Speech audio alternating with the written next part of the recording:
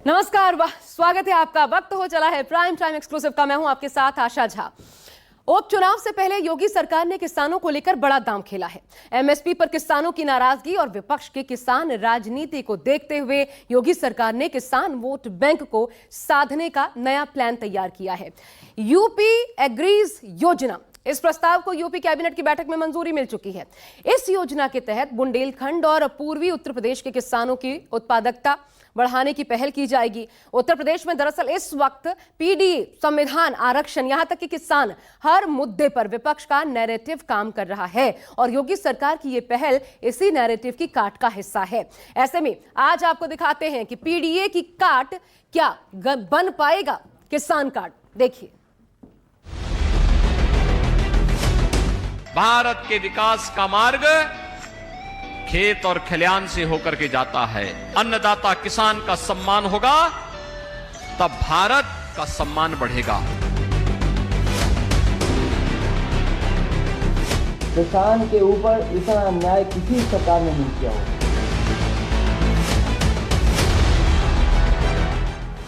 MSP केवल घोषणा नहीं होगी बल्कि वास्तविक धरातल पर उसे एमएसपी का लाभ मिलता हुआ दिखाई दे।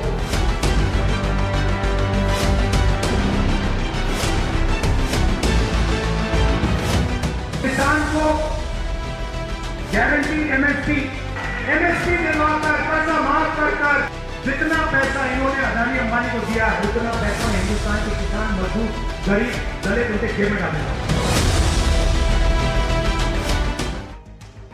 देश की राजनीति की पाठशाला कहा जाने वाला राज्य यूपी, वो सूबा जहां के कण कण में राजनीति की झलक देखने को मिलती है। उस सूबे में एक बार फिर चुनावी शोर है। 10 सीटों पर उपचुनाव होने वाले हैं। एक तरफ अखिलेश के नेतृत्व वाली इंडिया गठबंधन अपने पीडीए को धार देने में जुटी है, तो वहीं दूसरी तरफ बीजेपी पीडीए में सेंधमारी के प्लान पर काम कर रही है और उसके लिए बीजेपी ने वो मेगा प्लान तैयार किया है जिसके सहारे उपचुनाव में जीत की इबारत लिखी जा सके।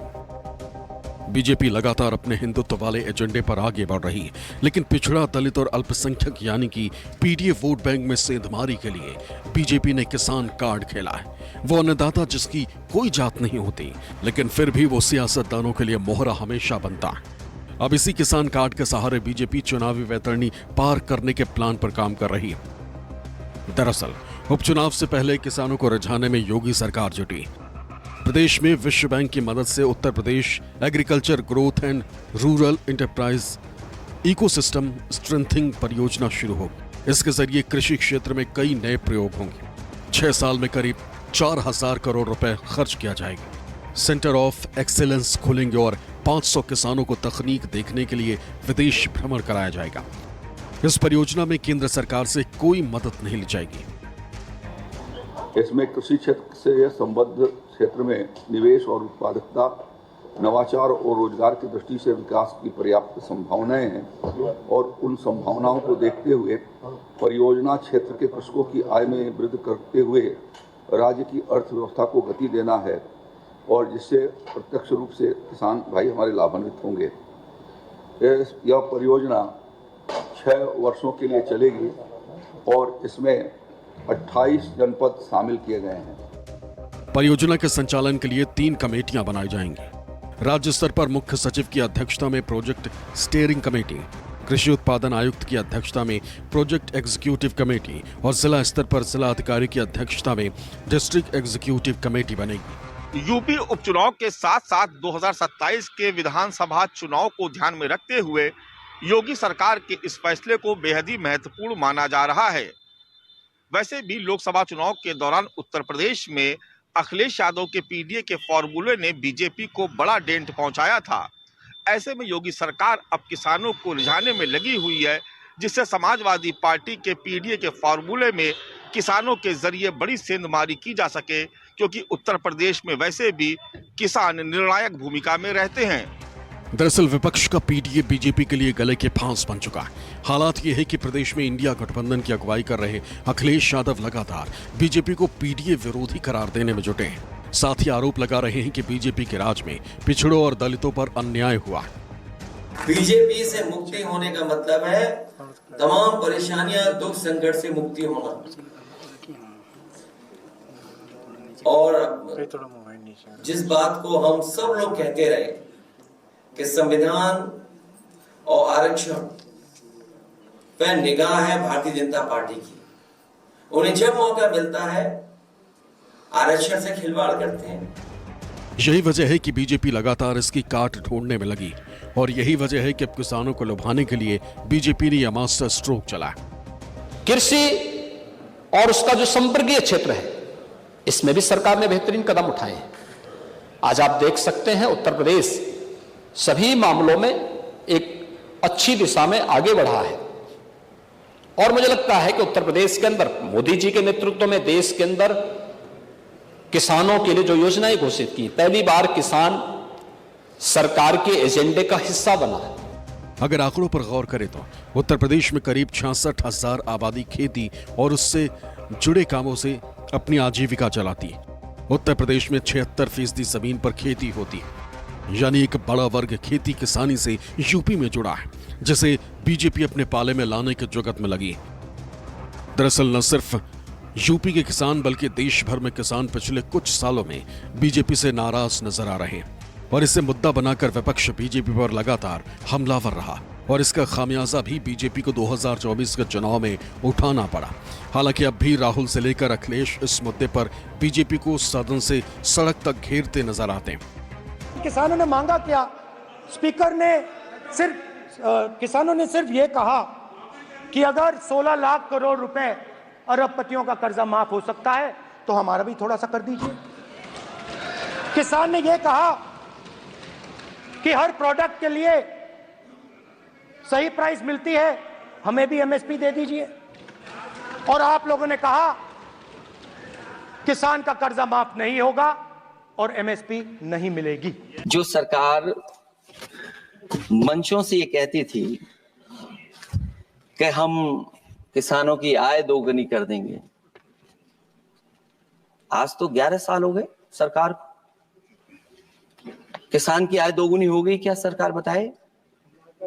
जो पिछली बार बजट में कहा गया था कि एग्रीकल्चर इंफ्रास्ट्रक्चर के लिए 1 लाख करोड़ देश को मिलेगा, अगर 1 लाख करोड़ देश को मिला होगा एग्रीकल्चर इंफ्रास्ट्रक्चर को, तो कम से कम यूपी का शेयर कुछ तो रहा होगा।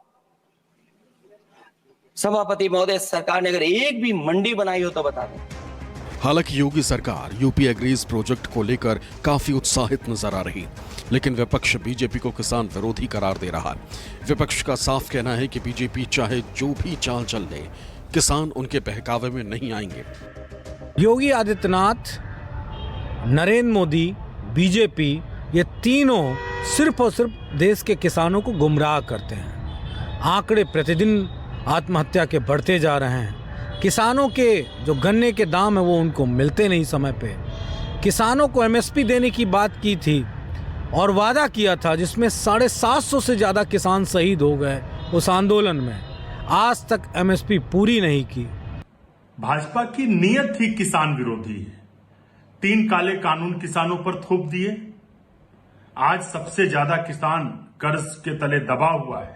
कांग्रेस सरकार ने 75,000 करोड़ रुपए माफ किया था, सरकार उनको माफ करने का नाम नहीं लेती। उत्तर प्रदेश में भारतीय जनता पार्टी हिंदुओं और उसमें भी खास तौर से सवर्ण जातियों को अपने पाले में लाने के लिए हिंदुत्व का कार्ड खेल रही है, तो वहीं दूसरी तरफ पिछड़े, दलित और अल्पसंख्यकों की कार्ड के तौर पर वो किसान कार्ड खेल रही है। यानी डबल इंजन की सरकार चुनाव जीतने के लिए डबल गेम प्लान कर रही है। इसकी सबसे बड़ी वजह यही है कि उत्तर प्रदेश में जिन 10 सीटों पर उपचुनाव होने हैं वहां पर किसान निर्णायक भूमिका में है। लेकिन इस बात पर संशय है कि ये किसान किधर जाएगा। भारतीय जनता पार्टी अपनी तरफ से किसानों को रिझाने में कोई कोशिश बाकी नहीं रख रही है, लेकिन अंत समय में ही ये तय हो पाएगा कि किसान भारतीय जनता पार्टी के साथ गया या फिर इंडिया गठबंधन के साथ। तो अब तैयारी तो बड़ी है, लेकिन यूपी एग्रीज योजना में क्या होगा, आइए इसे समझने की कोशिश करते हैं। सबसे पहले, क्योंकि बड़ी योजना है, बड़ा लक्ष्य साधा है योगी आदित्यनाथ ने। तो पहला, किसानों की आय बढ़ाने के लिए सरकार की पहल है ये। 2022 तक केंद्र ने किसानों की आय दोगुनी करने का वादा किया था, पूरा नहीं हो सका। विपक्ष इसे हर चुनाव में मुद्दा बनाता है, भुनाता है। ऐसे सवालों के जवाब के तौर पर इस योजना को लाया गया है। अब क्या होगा इसके तहत, देखिए 4000 करोड़ का सरकारी निवेश होगा, पहली बात। दूसरा, हाईटेक कृषि तकनीक इस्तेमाल खुशहाल होगा इसके जरिए, और साथ ही साथ फसलों की उत्पादकता में वृद्धि होगी। किसानों को इसके लिए स्वावलंबी बनाया जाएगा। बुंदेलखंड और पूर्वी यूपी में कृषि उत्पादकता फिलहाल के लिए बढ़ाने का प्लान है, बाद में पैन यूपी ये लागू होगा चला तो। लेकिन पीडीए का तोड़ क्या किसान बन पाएगा? अब सवाल दरअसल चुनाव को देखते हुए ये है। तो मेगा प्लान भाजपा का क्या है उसे समझिए। यूपी एग्रीज प्रोजेक्ट से किसानों को रिझाने की पहली कोशिश, योगी आदित्यनाथ बड़ी कोशिश कर रहे हैं। उपचुनाव के पहले प्रदेश में बड़ा वर्ग खेती किसानी से जुड़ा हुआ है। यह आबादी लगभग 65% है जो कृषि पर आधारित है, और प्रदेश के आर्थिक विकास में कृषि क्षेत्र का महत्वपूर्ण योगदान है, यह आप जानते हैं। इसके अलावा देखिए किसानों के साथ दरअसल क्या है, अच्छी बात कि किसान जो है वो हर जाति धर्म के लोग खेती किसानी से जुड़े हैं। पीडीए की कार्ड समझ लीजिए। तो योगी सरकार दरअसल किसान कार्ड से पीडीए में सेंधमारी का बड़ा प्लान तैयार कर रही है, और इसमें अगर किसान का साथ मिला तो उपचुनाव में नतीजे बदल सकते हैं। यानी हर मुमकिन कोशिश, चाहे अल्पसंख्यकों को जोड़ने का लक्ष्य, जातीय राजनीति पर चोट, और अब किसानों को साथ जोड़ने के लिए एग्रीज योजना के जरिए उन तक पहुंचने की कोशिश। अखिलेश ने जिस तरह से यूपी की राजनीति में वापसी की है और पीडीए का फॉर्मूला बनाया है, वो यूपी में पूरी तरह से हिट रहा। अगर अखिलेश यादव की राजनीति की बात करें तो उनका दल समाजवादी पार्टी यूपी में मजबूत है, जबकि कांग्रेस का देशव्यापी प्रभाव है। इसी का इस्तेमाल करके समाजवादी पार्टी अपनी राजनीतिक विरोधी बीजेपी को मात देना चाहती है। अखिलेश यादव देश के उन नेताओं में शुमार हैं जो राजनीतिक विरोधी बीजेपी को सत्ता से बेदखल करने के अभियान का हिस्सा रहे हैं। इसके लिए वो सालों से सक्रिय हैं, और इसी को लेकर वो इंडिया गठबंधन में न केवल शामिल हुए बल्कि गठबंधन को मजबूत और आगे बढ़ाने वाले नेताओं में शुमार हैं। किसानों से लेकर संविधान के मुद्दे पर अखिलेश बीजेपी को घेरते नजर आते हैं। ये वही भारतीय जनता पार्टी के लोग हैं जिन्होंने किसानों को कभी भरोसा दिलाया था कि अगर सत्ता में आ जाएंगे तो कर्ज ही माफ नहीं करेंगे, बल्कि जो भी खेत में पैदा होगा उस पैदावार की कीमत बढ़ करके देंगे, और ऐसा समय लाएंगे जिसमें हम आपकी आय दोगुनी कर देंगे। इधर जब से भारतीय जनता पार्टी की सरकार आई है, किसी न किसी तरीके से सबसे ज्यादा किसान और गरीब को बर्बाद किया है। एक तरफ वो लोग हैं जो संविधान को हटाना चाहते हैं, संविधान को खत्म करना चाहते हैं। हम लोग वो लोग हैं, इंडिया गठबंधन समाजवादी लोग, जो संविधान की रक्षा करना चाहते हैं। बताओ आप लोग संविधान की रक्षा करना चाहते हो कि नहीं चाहते? ये एक तरफ संविधान के रक्षक लोग और दूसरी तरफ संविधान के भक्षक लोग हैं। उधर योगी भी लगातार विपक्ष को अपने हिंदुत्व वाले एजेंडे के तहत घेरने की जुगत में लगे हुए हैं। वो जानते हैं कि अगर यूपी उपचुनाव में जीत दर्ज करनी है तो फिर हिंदू वोट बैंक को अपने पाले में करना होगा। आप ये समझ में आ रहा है कि अगर हम बटे नहीं होते ना तो न राम मंदिर टूटता, न जन्मभूमि कृष्ण जन्मभूमि पर कोई दूसरा गुलामी का ढांचा खड़ा होता, और न ही देश को गुलाम होना पड़ता, कभी नहीं होता। और ये मजबूत और सुदृढ़ सरकार लाइए जो कल तक राम मंदिर का विरोध कर रहे थे, कृष्ण जन्मभूमि का विरोध कर रहे थे, यही लोग सड़कों पर हरे रामा हरे कृष्णा का भजन गाते हुए दिखाई देते। सवाल ये उठता है कि वर्तमान स्थिति में किसकी तैयारी कैसी है और किसका पलड़ा कितना भारी है, तो इसे समझने की कोशिश करते हैं। अगर समाजवादी पार्टी की बात करें तो 2024 के लोकसभा चुनाव में पार्टी का प्रदर्शन शानदार रहा। वहीं बीजेपी का ग्राफ गिरा और वो 33 सीटों पर सिमट गई। अगर देखें तो अखिलेश का पीडीए फॉर्मूला हिट रहा है, तो वहीं बीजेपी को पीडीए की कार्ड अभी तक नहीं मिल पाई। समाजवादी पार्टी जहां पिछड़ों के साथ साथ अगड़ों के वोट बैंक को साधने के काम में लगी है, तो वहीं बीजेपी के सामने अपने कोर वोट बैंक को बचाने की चुनौती है। अखिलेश लगातार सरकार के फैसलों और उनकी नीतियों को चुनौती दे रहे हैं, तो वहीं बीजेपी में आगे की रणनीति पर ही मंथन चल रहा है। यानी एक तरफ सब कुछ सही और सटीक दिशा में जाता हुआ नजर आता है, तो दूसरी तरफ उठापटक और दिशाहीनता नजर आती है। लेकिन ये भी तय है कि आने वाले विधानसभा के उपचुनाव इस दशा और दिशा में बहुत बड़ा परिवर्तन लाएंगे, और सारी जद्दोजहद भी इसी को लेकर के है।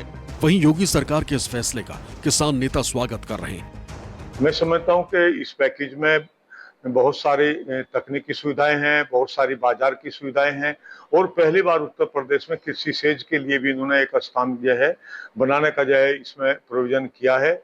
मैं समझता हूं कि आने वाले समय में उत्तर प्रदेश में कृषि में निश्चित तौर पर किसानों की आय बढ़ेगी। दरअसल यूपी एक किसान प्रधान राज्य है जहां की बड़ी आबादी खेती किसानी करती है।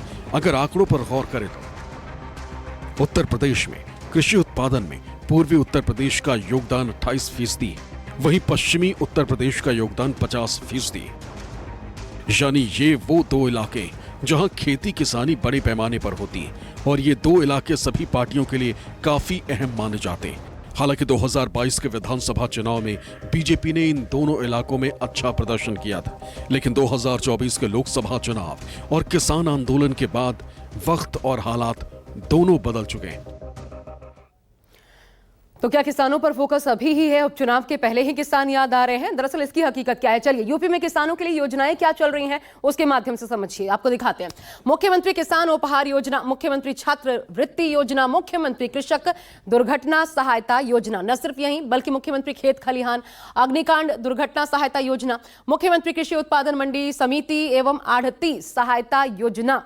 ये तमाम योजनाएं चल रही हैं किसानों के लिए। किसानों की हालत जो भी है उन सब के बीच चल रही है, लेकिन इन सब पर भारी है पीडीए। लोकसभा चुनाव के नतीजों ने यही साबित किया और ऐसे में यूपी में पीडीए के दम से बीजेपी को क्यों टेंशन है वो आपको दिखाते हैं। पहला बड़ा कारण 24 के लोकसभा चुनाव में पीडीए विपक्ष के साथ गया। आपने देखा सीटों के मामले में बीजेपी 33 और 37 पर चली गई समाजवादी पार्टी। बीजेपी के कोर वोट बैंक ओबीसी में भी डेंट पहुंचा इसी पीडीए की बदौलत। इसके अलावा उपचुनाव वाली सीटों पर भी पीडीए निर्णायक की भूमिका में है। 10 सीटें जिन पर चुनाव होना है। साथ ही किसान कार्ड में अब इसके जरिए फिट बैठने पर संशय है। किसान कार्ड कितना फिट बैठ पाएगा, ये तमाम चीजें जब विपक्ष के पक्ष में जा रही हैं, तब 2024 के लोकसभा चुनाव के नतीजों में पीडीए तो सफल हुआ, इसका सबूत नतीजों ने दे दिया, लेकिन किसान कार्ड सियासी तौर पर कामयाब होगा या नहीं इस पर संशय है, क्योंकि जिस पश्चिमी यूपी में सबसे ज्यादा किसान आते हैं वो बीजेपी को डेंट लगा चुका है और डेंट की भरपाई के तौर पर इस किसान कार्ड को देखा जा रहा है। एक छोटा सा ब्रेक, देखते रहिए।